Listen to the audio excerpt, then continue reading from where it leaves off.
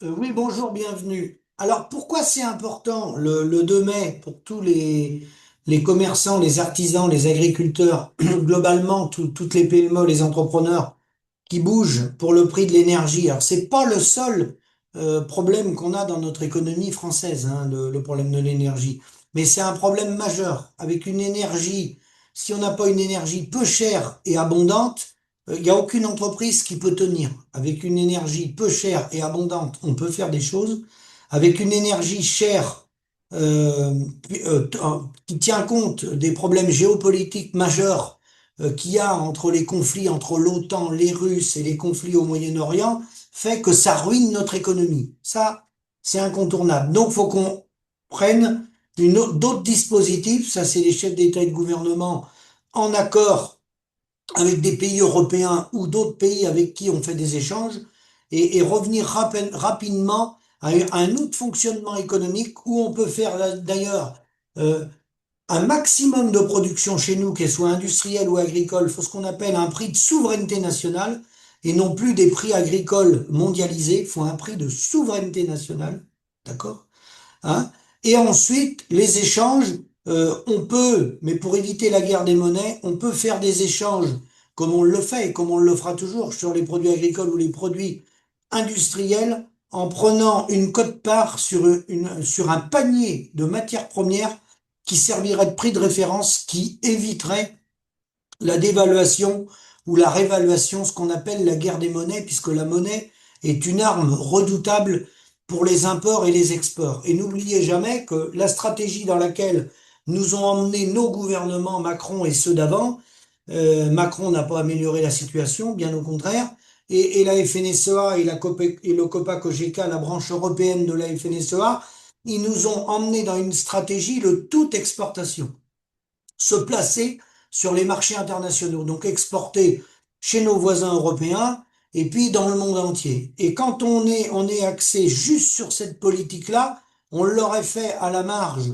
sur une petite partie de notre chiffre d'affaires de la ferme France. Bon, ça aurait été un moindre mal, mais le problème c'est qu'on l'a fait sur la totalité on a calqué les prix agricoles, hein, sur un produit intérieur brut, sur des échanges mondialisés, et ça sonnait le là sur les prix agricoles dans toute la France, qu'on soit en fruits et légumes, en bovins ou en céréales. Et quand on va chercher le moins disant, le moins cher pour aller sur les marchés à l'international, on dépend de la demande des hôtes. La demande des hôtes, eux, ils sont observateurs de ce qui se passe sur le plan planétaire en termes de prix du blé, du colza, du tournesol, des bovins. Ils sont demandeurs d'un prix le plus bas possible. Et nous, ben, on a appauvri nos paysans, nos agriculteurs, on a perdu nos producteurs de fruits et légumes, de bovins, comme vous le savez, et de beaucoup d'autres domaines. Il y a plein de productions, on est totalement effondré. Et du coup, comme on a perdu cette bataille mondiale qu'on ne pouvait pas gagner, hein, et bien après, on importe. On importe les fruits et légumes, on est à 60, 71, 72%. On arrive à 60% dans le mouton. 30% maintenant dans la viande bovine, etc., etc. Et là, nos importations dépendent de notre revenu national. Et comme notre revenu national global, il a baissé parce qu'on n'a plus d'industrie, hein, on conserve que des secteurs tertiaires, hein, et c'est pas avec le tertiaire qu'on va relever une nation. Donc, ce que je vous avais dit se confirme. Ils ont essayé de recruter et de laver le cerveau des petits soldats pour les faire investir. Donc, les bonnes vaches limousines qui étaient à 7,30, 7,50, elles ont baissé de 70 centimes. Et on voit les broutards, hein, donc le veau, ceux qui ont des broutards, vous savez ce que c'est? Ceux qui vendent en maigre, hein, qui poussent pas qui les gardent pas en taurillon, ils ont baissé dans des endroits jusqu'à 1 € du kilo. Voilà. Donc, pendant ce temps-là, ceux, par exemple, qui commercialisent je parle pas de l'abattoir, les abattoirs Bigard, mais la chaîne de découpe, ils ont augmenté de 3 centimes d'euros, hein, le fait de mettre en colis la viande. Donc tout de suite, ils l'ont répercuté. Vous allez me dire, 3 petits centimes d'euros, c'est pas grand-chose. Non, mais ils répercutent les hausses parce qu'ils ont gardé la facture, hein. Et ça, le maître mot, c'est reprendre la facture via la décrimocratie, via les circuits courts, SOS, SOS Maire, Association des mairies démocrates de France, et après, il faut s'engouffrer très rapidement, mais je dis bien très rapidement, auprès des élus qui sont en place aujourd'hui, de tous les partis politiques, pour leur demander de déposer un texte de loi pour qu'on puisse commercialiser une partie de notre production nous-mêmes. Parce que la plupart d'entre nous, on est contractualisés. Moi, j'ai été très longtemps contractualisé en production laitière. Je n'avais pas le droit de vendre une partie de ma production moi-même. C'était la totalité qui était contractualisée. Et là, je sais que ça va être parlant, ce que je vais vous dire. Dans beaucoup de productions, c'est le cas. Voilà.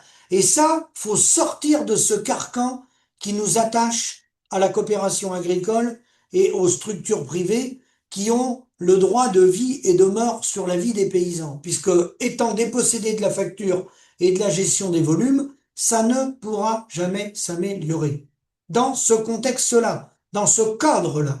Il faut sortir du cadre. Et on est nombreux à l'avoir dit, on l'avait dit avec l'OMB, la structure européenne de l'appli nationale, hein, où on proposait un modèle de régulation européen qui coûtait pas un centime, je dis bien pas un centime, hein, et qui nous permettait de reprendre la main sur la gestion des volumes. Qui dit gestion des volumes, reprise en main de la gestion des volumes, reprise en main de la facturation, hein. Et je vous dirais, j'irai plus loin. Même dans un premier temps, reprendre sa facture, c'est déterminant. Si dans un premier temps, on vend le même prix, ce n'est plus du tout la même façon d'appréhender les choses. Quand vous vendez votre produit, quand vous faites la facture, quand vous êtes, euh, quand vous êtes maître de votre destin en rédigeant vous-même la facture, d'accord? Ça change complètement la donne, hein. Je ferai un parallèle qui n'est pas un parallèle raisonnable, mais je vais le faire quand même.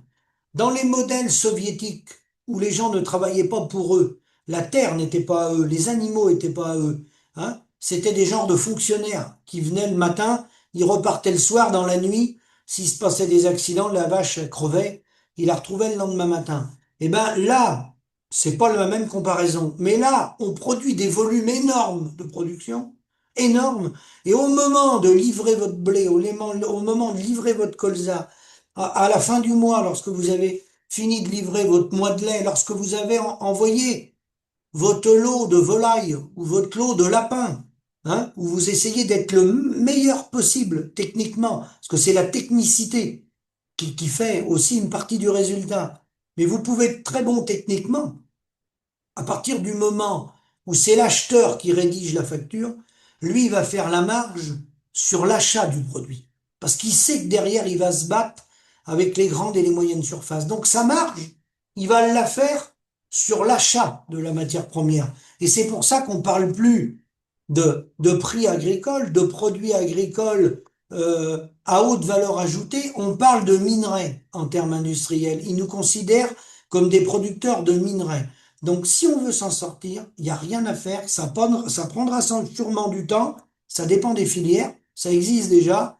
Il faut avoir des prix de souveraineté nationale. Un prix de souveraineté nationale, automatiquement, pour les chefs d'État et de gouvernement qu'on a français, un prix de souveraineté nationale, ça englobe beaucoup de choses. Ça englobe une fiscalité, si on a un prix de souveraineté nationale. Ça englobe une TVA qu'on doit adapter à notre économie pour tenir ces prix de souveraineté nationale qui vont être adossés à des emplois sur les territoires non délocalisables. Donc ces emplois agricoles ou para-agricoles ou dans l'agro-industrie ou dans l'agroalimentaire vont être adossés sur un prix de souveraineté nationale du lait et des céréales qui ne peut pas être le prix mondial. Il ne sera pas le même, il ne peut pas être le même.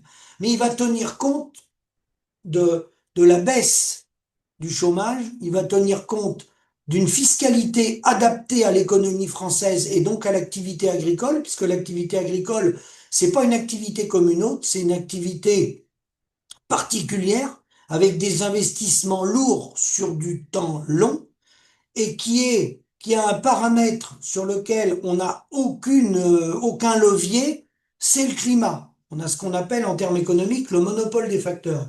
Donc, comme on est dépendant du climat, toute l'importance vient bien dans ce fameux prix de souveraineté nationale, qui tient compte des aléas climatiques, sanitaires, mais qui tient compte aussi de la sécurité alimentaire des peuples en cas de conflit majeur. Donc c'est ça qui engendre un prix de souveraineté nationale. Donc est-ce que ce prix sera plus élevé que ce qui se pratique dans les autres pays? La réponse est non. Parce que le prix brut tout seul ne veut rien dire. Faut le détailler, faut l'expliquer. L'impact du modèle agricole sur l'environnement, l'impact sur les emplois, l'impact du coût de la sécurité sociale, puisque nous, la MSA, on est rattaché au régime général. On verse que 3 milliards sur 15 milliards pour financer notre régime. Donc le reste, 15 moins 3, les 12 milliards, ils sont financés par vous. D'accord? Donc quand on tient compte de tout ça, vous voyez, quand on met un prix de souveraineté nationale et qu'on va enlever d'un côté les impôts que vous donnez ou le régime de la sécurité sociale qui est obligé de venir nous perfuser parce qu'on ne gagne pas notre vie avec des prix agricoles mondialisés, ce prix de souveraineté nationale, il va répondre à ça. Donc au bout du bout, est-ce que c'est plus cher? Non, c'est moins cher. C'est la sécurité alimentaire du peuple français, c'est la vie des hommes et des femmes du territoire qui en dépend. Parce que l'arme alimentaire, ça ne se discute pas. Comme vous le savez, on ne peut pas vivre sans manger. Donc, conclusion, il faut une énergie peu chère et abondante. Faut pas s'engager dans des conflits géopolitiques majeurs avec des nations qui sont beaucoup plus puissantes que la nôtre, hein, et qui ont des leviers économiques forts pour faire baisser encore faire baisser les faibles, appauvrir les pays faibles. Ils ont les moyens de nous ruiner totalement. Donc soyons intelligents, prenons un virage pendant qu'il est encore temps. Il est déjà tard, plus que tard. Mais on peut encore réparer des choses en allant vers un modèle de coopération entre les États avec lequel on peut faire des échanges gagnant-gagnant basés sur un panier de matières premières agricoles, et ceux avec qui on fait ces accords, ils sont gagnants aussi, parce il y a des choses qu'on produit en France que eux ne sont pas capables de produire. Je pense à des produits industriels ou l'industrie pharmaceutique ou autre.